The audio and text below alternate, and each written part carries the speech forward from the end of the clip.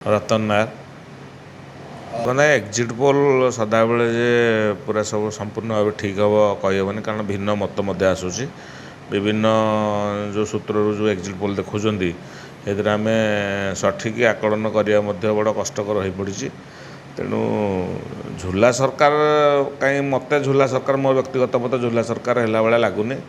ଆଉ ଯେହେତୁ ସବୁଠି ଗୋଟେ ମାନେ ଦେଶରେ ପରିବର୍ତ୍ତନ ହେବା ଯେହେତୁ ଅଛି,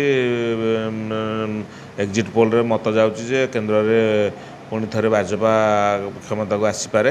କିନ୍ତୁ ଅନ୍ୟପଟରେ ଇଣ୍ଡିଆ ମେଣ୍ଟ ବି ଦୃଢ଼ ଦେଖାଉଛନ୍ତି ଯେ ନାଇଁ ଆମେ ମଧ୍ୟ କ୍ଷମତାକୁ ଆସିବୁ ବୋଲି। ଆଉ ସେହିପରି ଏପଟେ ରାଜ୍ୟରେ ବିଜେଡ଼ି କହୁଛନ୍ତି, ବିଜେଡ଼ି ଦଳ କହୁଛି ଆମେ ପାଖାପାଖି 100ରୁ ଅଧିକା ସିଟ୍ରେ ବିଜୟୀ ହେବୁ ଆଉ ଭଲ କରିବୁ, ଦୁଇଟାକ MP ଏବଂ MLA ଦୁଇଟାକରେ ଭଲ କରିବୁ। ଆଉ ବିଜେପି ବାଲା ବି କହୁଛନ୍ତି ଆମେ ପରିବର୍ତ୍ତନ ଯେହେତୁ ହାୱା ଅଛି, ତେଣୁ ଆମେ 50ରୁ କି 75 ଭିତରେ ଆସନ ଆଣିବୁ। ତେଣୁ ଏଇଭଳିଆ ପରିସ୍ଥିତିରେ ଗୋଟେ ରହିଛି। ଯେପର୍ଯ୍ୟନ୍ତ କାଲି ଗଣତି ଆରମ୍ଭ ହେଲା ପରେ ପ୍ରଥମ 2-3 ଘଣ୍ଟା ମଧ୍ୟରେ ପ୍ରାୟ ଅଧିକାଂଶ ଜାଗାରେ କିଏ କ୍ଷମତା ଦଖଲ କରିବ ଏଇଟା ନିଶ୍ଚିନ୍ତ ଭାବରେ ଚୂଡ଼ାନ୍ତ ହୋଇଯିବ।